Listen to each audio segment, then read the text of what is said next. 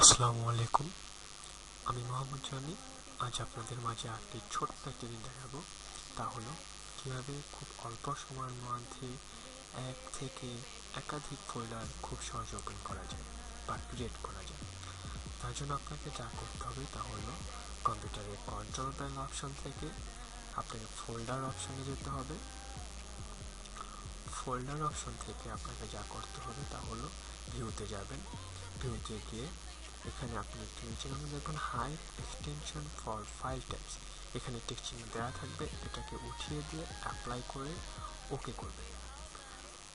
তারপর আপনাকে যা করতে হবে right button click, new click text document, এবং সেটাকে আপনার ওপেন করতে হবে। ওপেন করে আপনাকে প্রথমে যা করতে হবে তা হলো বড় ক্যাপস লক অন করে ডি স্পেস, এটা যদি আপনি না দেন তাহলে কাজ করবে না। তারপর আপনি ক্যাপস লক অফ করে বা অন করে যা ইচ্ছা তা করে আপনি যে ফোল্ডারগুলো অপশন করতে চান একসাথে, তাই সেই ফোল্ডারগুলোর নাম লিখতে পারেন। তা হলো আমি যে কোনো নাম দিলাম, যেমন TIG টাইগার, তারপরে দিলাম জানি, তারপর দিলাম কাজল, তারপরে দিলাম সানি, তারপরে দিলাম স্পেস দিয়ে আপনি যতগুলো নাম দিবেন ঠিক এখানে ততগুলোই হবে। যেমন আমি এখানে নাম দিয়েছি 1 2 3 4, আরেকটি নাম দিয়ে দিই। তা হলো যেমন এখানে দিলাম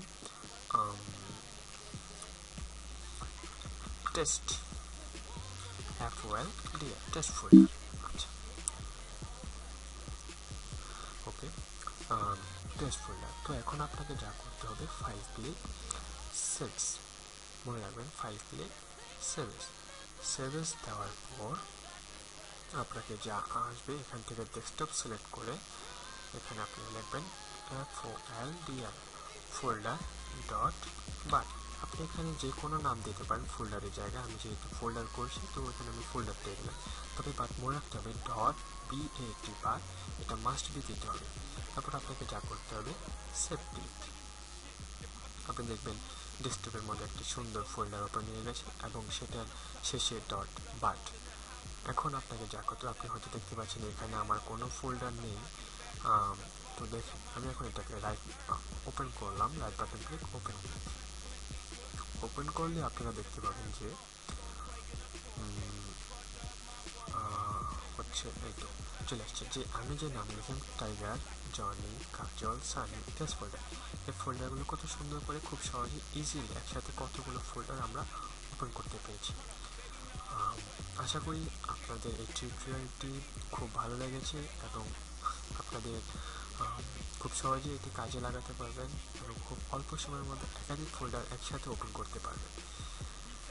যাই হোক, আপনারা ভালো থাকবেন, আমার জন্য দোয়া করবেন। আজকে টিউটোরিয়াল এখানে শেষ করছি। আল্লাহ হাফেজ।